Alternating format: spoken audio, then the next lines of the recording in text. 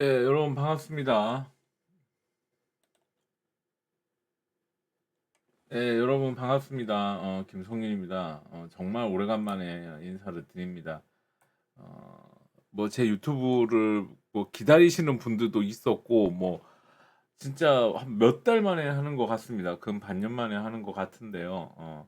여러 가지 일들이 있었습니다. 저도 몸이 많이 안 좋았고, 좀 치료받는 과정에서 조금 뭐좀 좀 뭐라고 할까, 좀 약도 많이 복용하고 뭐 이런 일들이 있었어요. 하여튼 어찌 됐든 그런 일들이 있었고, 집도 이사를 했습니다. 여기서 보면은 좀 달라진 것 같습니까? 그래서 조금 그런 일들이 있었습니다. 지금 저희 과 학생들하고 저기 저희 제가 수업하는 그 곳의 만학도 분들이 그 영화 전란에 대해서 조금 궁금한 거를 너무 많이 물어보시더라고. 저도 이번에 유튜브를 찍을 생각은 별로 없었는데 이거에 대해서 질문하시는 분들이 워낙 많으셨기 때문에 그거에 대해서 좀 얘기를 해볼까 합니다. 그래서 여러분들하고 얘기를 좀 나눠보도록 하죠. 어, 음, 지금 보시면 어, 영화 전란은 임진왜란을 배경으로 하고 있고, 제가 이렇게 보니까 주요 내용은 두 일단은 배경은 임진왜란인데, 첫 번째로 주목해야 될 포인트는 이제 의병과 선조의 관계를 보여주는 이러한 부분이 하나 있고, 그 다음에 이 인물이 이제 두 명이 나오는데, 이 두 명이 바로 박정민이라는 배우와 바로 그 강동원이라는 배우가 이 역할에서 가상의 인물로 이제 갈등과 또 그 사이에서 역사적 소용돌이 속에서 어떻게 해결해 나가는지에 대해서 이 영화에서 이제 보여주는 모습이라고 볼 수가 있겠습니다. 저는 이 전란이라는 영화를 주목했던 이유 중에 하나는, 일단 박찬욱 감독님이 뭐 이제 각본을 했다고 하셨고, 하나는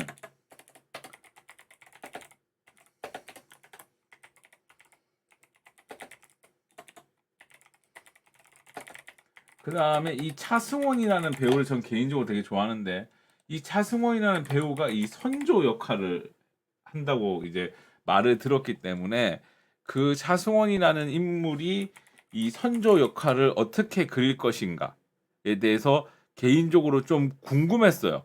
그래서 그 역할을 한번 좀 보고 싶었어요. 그래서 여러분들하고 이제 그 얘기를 나눠볼까 하는데, 차승원 씨 같은 경우는 너무나 유명한 배우고 뭐 여러분들 다 아시는 배우겠지만, 이거 언제였지? 이 차승원이라는 배우가 임진왜란하고 관련된 드라마가 하나 있긴 있었어요. 박정민이라는 배우는 일종의 양반이고 금군 호위무사로 나옵니다. 그 다음에 강동원은 노빈대 의병으로 나오는 약간 이런 역할이라고 볼 수 있겠어요. 그래서 제가 이번에 두 번의 시간을 걸쳐서 이 작품에 대해서 얘기를 할 건데, 첫 번째 내용은 이 작품을 이해하기 위한 하나의 이 영화 전란을 이해하기 위한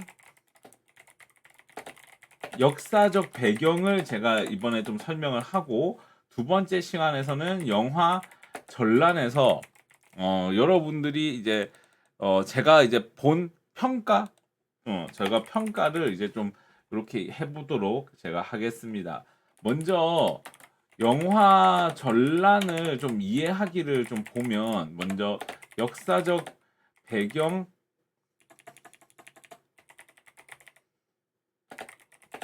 이해하기를 보면 영화 스토리로 이제 이어서 얘기를 좀 해볼게요. 첫 번째 장면은 바로 이 사건부터가 시작이 됩니다. 정여림 모반 사건부터 일단 시작이 됩니다. 이 정여림 모반 사건 같은 경우는, 정여림 모반 사건은 먼저 이 사람을 이해할 필요가 있는데, 먼저 정여림이라는 사람을 이해할 필요가 있습니다. 이 정여림이라는 사람은 전주 출신입니다. 전주 출신이고, 이 사람 같은 경우는 24세에 문과에 합격을 한 사람입니다. 그리고 이 사람 같은 경우는 이제 율곡 이 선생님의 제자이고, 성혼도 율곡 이 선생님 제자이면서 동시에 그 성혼이라는 이 당시 서인의 영수였던, 이런 서인의 우두머리였던 이이와 성혼에게 엄청나게 이제 추천을 많이 받았던 인물이죠. 특히 그 이상하게, 저는 잘 모르겠지만 이것도 다음에 한번 기회가 되면 살펴볼 건데, 선조가 그 정렬임을 좀 좋게 보지 않았다고 합니다. 음. 좀 좋게 보지 않았어. 그래서 이거에 대해서 이제 율곡 이이가, 이제 괜찮은 사람이다. 율곡 이이가 이제 정렬임을 많이 좀 뭐라고 할까, 옹호했다. 정렬임을 뭐 옹호해 주었음. 뭐 이렇게 좀 많이 했다고 해요. 그런데 이상하게 선조가 마음에 안 들어 했는데, 이제 그 율곡 이이가 사망을 하고, 그다음에 율곡 이이하고 성원이 사망한 이후 이 두 사람을 엄청나게 비판을 합니다.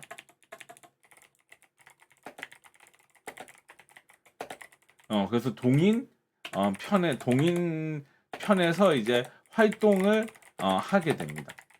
그러니까 이제 선조가 이때 당시에, 이제 저도 이거는 제가 일제강점기 전공이라서 이제 정확하게는 모르는데, 제가 대학원 다닐 때 제 조선시대 연구하시는 선생님한테 얘기 들어보니까, 선조가 대놓고 이제 정렬임을 비판하는 일이 벌어집니다. 아니, 어떻게 스승이 죽었다고 저렇게 대놓고 비판을 하느냐, 막 이렇게 되면서 이제 선조한테 완전히 이제 낙인이 찍혀버리게 되고, 번번이 이제 진급 시험에서 이제 진급에서 떨어지게 됩니다. 그래서 이제 정렬임이 이제 관직에서 물러나서, 이제 정렬임이 전라도 여수 쪽에 있는 선죽도라는 곳으로 이제 가게 됩니다. 그래서 여기에서 이제 지내고 있다가, 이제 여기에서 이제 정렬임이 이제 아무래도 이제 수도에 있다가 이제 한양에 있다가 내려온 사람이고, 이 사람이 또 정렬임이 이때 당시에 누구랑 친했냐면은 동인의 영수였던 이발이라는 사람하고 매우 친했기 때문에, 이 정렬임이라는 사람이 이제 아무래도 오늘로 따지면 이제 그 야당이나 여당의 그 당수하고 이제 그 당 대표랑 친한 거니까, 이거에 대해서 이제 사람들한테 소문이 나니까 이 정렬임 주변에 이제 사람들이 모이게 됩니다. 그래서 이 정렬임이 이때 당시에 또 약간 좀, 이때 당시에 또 승려랑 또 무사들하고 노비들하고 이렇게 좀 뭐라고 하지, 또 천민들하고 한 달에 한 번씩 한 달에 한 번 이렇게 활 쏘는 동아리를 만들게 되는데, 이제 활 쏘는 그게 바로 대동계라는 단체를 조직하게 됩니다. 그래서 여기에서 실제로 말도 타고 다니고, 뭐 제가 좀 조사해 보니까 말도 타고 활도 쏘고 막 이런 일을 많이 했다고 해요. 그래서 이런 걸 보면, 이게 솔직히 양반들끼리만 모여서 이걸 했으면 상관이 없는데, 이게 지금 보면 승려랑 노비하고 천민은 이 조선 시대의 대표적인 이제 비주류잖아요. 비주류. 아웃사이더들. 천민급들이잖아요. 그러니까 이런 사람들하고 계속 어울리면서 이렇게 새를 불린다. 배에서 새를 불렸고, 이 대동계가 가장 많이 활동했던 지역이 전라도하고 일대 황해도 세력이 엄청나게 세력을 형성하게 됩니다. 그러자 이제 이 정렬임의 세력이 좀 의심스럽다고 많은 상소들이 올라오고, 그 상소 중에 하나가 이제 제가 좀 알아보니까, 그 우리가 의병 중에 그 조헌이라는 사람이 있는데, 이 사람도 이제 유생인데, 이 조헌이라는 사람이 그 정렬임이 모반을 준비하고 있으니 왕께서 대비를 해야 합니다. 막 이런 식으로 이렇게 건의도 했다는 상소도 있더라고요. 그래서 이런 것들이 막 이렇게 좀 확인이 됩니다. 그래서 결국은 이 정렬임이 이제 좀 뭔가 좀 심상치 않다. 이런 분위기 속에서 이제 어떤 일이 있었냐? 전라도에 이제 왜구가 이제 등장을 하는데 이때 당시에 전라도에 있던 그 조선 군대가 이걸 막지 못하고 정여림의 도움을 받아 대동계가 이 초기 진압을 합니다. 그러면서 이제 이 전라도 지역의 백성들에게 민심을 얻게 됩니다. 그래서 이 전라도 지역의 백성들에게 민심을 얻게 되고, 그리고 이러한 것들이 이제 곳곳에 이제 소문이 나게 되면서 이제 어떤 일이 벌어지냐, 이제 선조가 이제 의심을 하기 시작합니다. 이 선조라는 임금이 조선 역사상 첫 반개 왕입니다. 반개. 그러니까 후궁 출신의 왕이기 때문에 그러니까 어머니가 후궁이에요. 그러니까 후궁 출신의 왕자이기 때문에 이 사람이 장남도 아니고 엄마가 후궁이다 보니까 항상 뭔가 모르는 자신만의 트라우마가 있습니다. 이게 자기보다 인기가 많은 걸 싫어해. 이제 그 경계를 하고 있다가 이 또 역적에 대해서 뭐 이렇게 상소까지 올라오니까 이제 선조가 관군을 보내 관군을 보내서 누굴 잡으라고 시키냐면은 정여림을 포박하라고 이제 지시를 합니다. 근데 이 정여림이 이때 당시에 그 미리 이제 관군이 오는 걸 알고 일단은 죽산도로 숨었는데 거기에도 이제 관군이 나타난 거야. 그래서 이 사람이 자결을 하는데 어떻게 자결을 했냐면 칼을 땅에다가 꽂고 여기다가 목을 찔러서 이렇게 죽은 거야. 그 칼이 이렇게 통과한 거지. 이렇게 통과. 그러니까 땅바닥에다가 칼을 꽂아가지고 칼을 이렇게 찔러 넣은 거예요. 이렇게. 그 영화에서도 그 장면이 나와요. 그게 첫 장면이에요. 그러면서 이 아들을 먼저 죽이고 자기가 이렇게 칼을 찔렀는데 아들이 죽은 줄 알았는데 아들이 살아 있었던 거야. 그래서 그 아들이 끌려가서 이제 고문당하는 장면이 나오는데 그게 이제 이 대동계의 첫 장면으로 나옵니다. 그래서 이 대동계의 첫 장면이 나오고 그러니까 하여튼 그 장면이 일단 나옵니다. 뒤에 제가 하고 싶은 말은 뒤에 그 다음에 이제 또 등장하는 인물이 있는데 요 인물이 한 명씩 등장을 하는데요. 두 번째는 뭐가 등장하냐면 중간에 이덕형이라는 인물이 좀 등장을 하는데 이덕형이라는 인물은 여러분 많이 들어봤을 건데 그 친구 간의 우정을 막 오성과 한음이라는 막 이런 얘기 많이 들어보셨죠. 여기서 나오는 오성이라는 사람이 누구냐면은 이항복이라는 사람이고 한음이라는 호를 가진 사람이 누구냐면은 이덕형이라는 사람입니다. 그래서 이항복은 서인이고 이덕형은 동인이었던 인물입니다. 근데 동인인데 나중에 이 사람이 남인으로 동인이 나중에 분열이 돼요. 그래서 남인으로 활동했던 인물이라고 보시면 될 것 같습니다. 근데 개인적으로 제가 이 작가한테 안타까웠던 점은 뭐냐면 이덕형을 넣어야 되는 게 아니라 이것도 나중에 한번 얘기할게요. 그래서 하여튼 이 이덕형이라는 인물이 여기 한번 등장을 합니다. 그 다음에 또 이제 또 등장하는 용어 중에 이 용어가 등장하더라고. 일천즉천. 일천즉천. 일천즉천.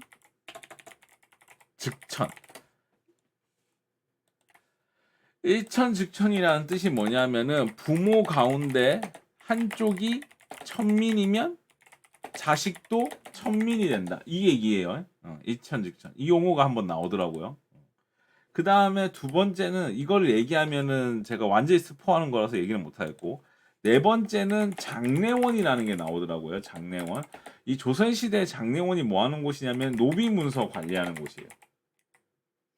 그 다음에 용어 중에 또 뭐가 있었냐면은 그 금군이라는 용어가 나오던데 이거 질문하시는 분도 있던데 이 금군이라는 용어는 원래 당나라 때 처음 사용이 되는데 중국 당나라 때 근데 이 금군이라는 용어는 뭐냐면은 왕을 지키는 호위 부대를 우리는 금군이라고 합니다. 이렇게 이해하시면 될 것 같습니다.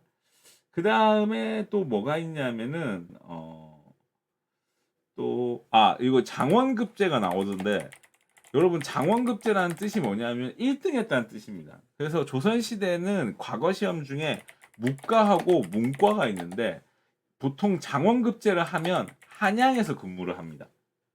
그래서 문과 시험에서 보통 1등을 하면 어디에서 근무를 하냐 하면은 주로 이제 그 한양에서 왕을 지키는 금군으로 근무하는 경우가 있고, 문과 같은 경우는 이제 장원급제를 하면은 춘추관이라 해서 역사 편찬하는데, 아니면 삼사나 해가지고 사간원, 사헌부, 홍문관이라 해가지고 그 왕에게 간언하고 뭐 정책적 조언하는 이런 부서에 배치를 받습니다. 한마디로 장원급제 하면 그냥 수도에서 근무한다고 보시면 돼요. 그러니까 오늘로 얘기하면 그 뭐야, 경찰 시험 합격하면은 그럼 이렇게 얘기하면 맞을까요? 그 검사 시험 합격하면은 그 연수원에 들어가서 막 시험 치잖아요. 그런 거랑 비슷하다고 보시면 될 것 같습니다.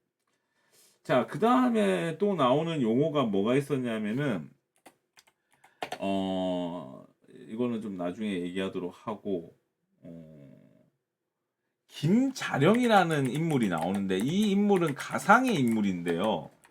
제가 이렇게 좀 확인을 해보니까, 일단은 이 영화의 내용이 의병이잖아요. 그죠? 근데 이 의병인데, 어느 지역의 의병을 주로 얘기를 하고 있냐면, 전라도 지역의 의병을 얘기를 하고 있어요.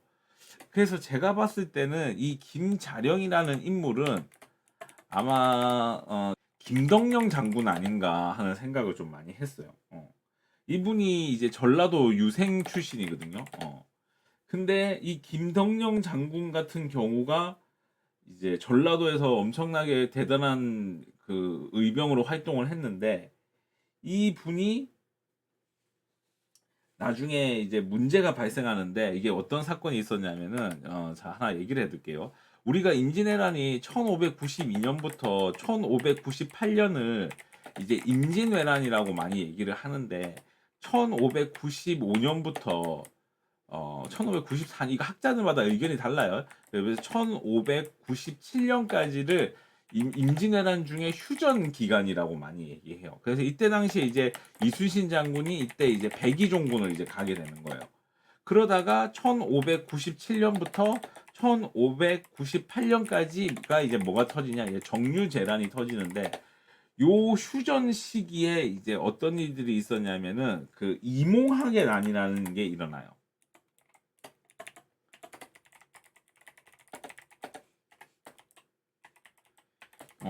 1596년에 그 충청도에서 일어난 반란인데, 그 이 충청도의 이제 충청남도 지역, 전라도 지역 요 일대 사람들이 그 임진왜란 중에도 세금을 많이 냈어요. 이제 일본이 여기를 점령하지 못했기 때문에 이 막대한 세금을 이 충청도 남부 지역하고 전라도 지역 사람들이 거의 다 부담을 했단 말이에요. 그러니까 이 사람들이 너무나 세금을 많이 내고 이러니까 이거에 대해서 이제 불만을 가지고 있던 이 충청도 남부 지역 사람들이 이제 난을 일으킨 게 바로 이몽학의 난이에요. 근데 이 난을 이제 어떻게 했냐면, 선조가 관군을 보내고, 또 누구를 보냈냐면은 이몽학 그 누구야, 김덕령 장군한테도 가라고 했어요. 김덕령 의병한테도 출전을 지시했어요. 그래서 이 사람도 나 유생이니까 그래 알겠습니다 하고 가려고 했는데, 가면 또 우리 민족끼리 싸워야 되잖아요. 그리고 또 백성들을 학살해야 되고, 그러니까 이제 이 사람이 갈까 말까 고민을 하다가 좀 출전 시간이 미루어지다가 결국은 갔어. 근데 도착을 했는데 이미 이몽학의 난이 진압이 된 거야. 그러니까 이제 선조가 이제 자기 말을 안 들었다고 생각을 한 거예요. 이 짜쓱 내가 시켰는데 빨리 오지도 않고 뭐하냐 해가지고, 아니 그 김덕령이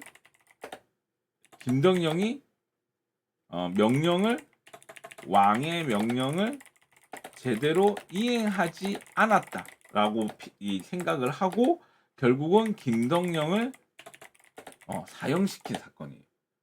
그러니까 이 임진왜란의 이 시기, 요 시기, 그러니까 임진왜란 총 한 4년의 시기, 요 시기 동안, 요 3년의 시간 동안 의병에 대한 대우와, 그 다음에 그 의병이 관군화됩니다.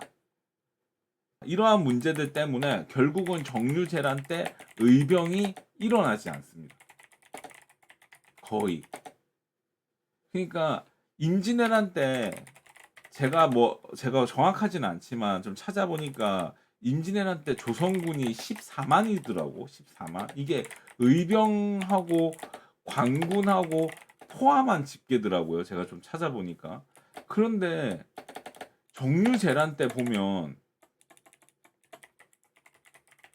조선군이 4만밖에 안 되는 걸로 나와요. 그러니까 여기서 뭐만 빠졌냐면은 이제 의병이 빠진 거예요. 그래서 이런 거를 보면 당시 선조가 의병에 대한 대우가 너무나 좋지 않았음을 알 수 있다라고 판단이 되는 거죠. 그래서 그런 것들이 거기 또 나오고 그 다음에 또 하나는 여기서 경복궁 얘기가 많이 나오던데 이거는 나중에 제가 조선시대 전공 선생님을 불러서 한번 얘기를 할 건데 이 선조가 경복궁을 엄청나게 이제 신경을 많이 쓰는 장면이 나오는데 선조가 경복궁을 신경 쓴 게 아니고 선조는 창덕궁을 먼저 신경을 쓴 겁니다. 그래서 이 창덕궁을 먼저 신경을 썼기 때문에 나중에 광해군이 뭘부터 한 거냐? 창덕궁을 먼저 복원한 걸로 저는 알고 있어요.